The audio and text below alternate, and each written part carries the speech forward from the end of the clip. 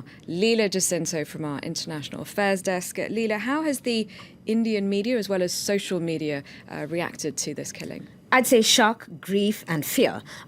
Some of the headlines in the Indian media has been Indian engineers' American dream has been shattered. Other headlines are expressing anger, saying this president, meaning Donald Trump, has blood on his hands.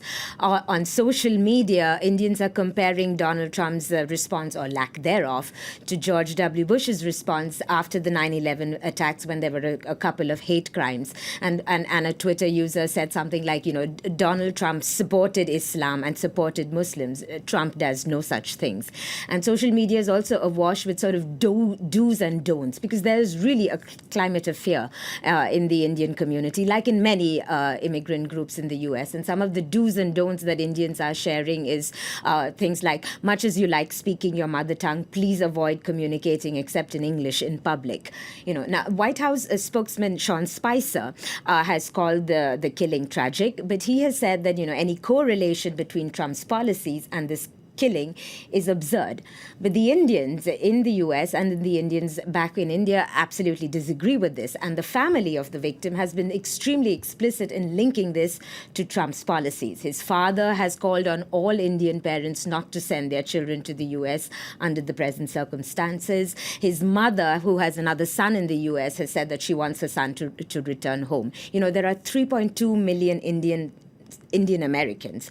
This is one of the fastest growing immigrant groups, and by and large, the Indian community in the U.S. tends to be very well educated and economically well off. So that the U.S. has long been a destination for Indian graduates, and now they're reconsidering this.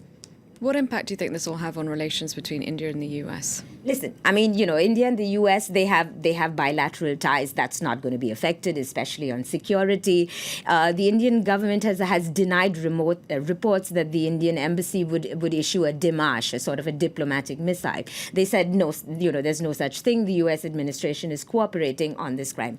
But it has definitely had an impact on India-US relations. And for that, you really have to just go back just a bit to Trump's campaign.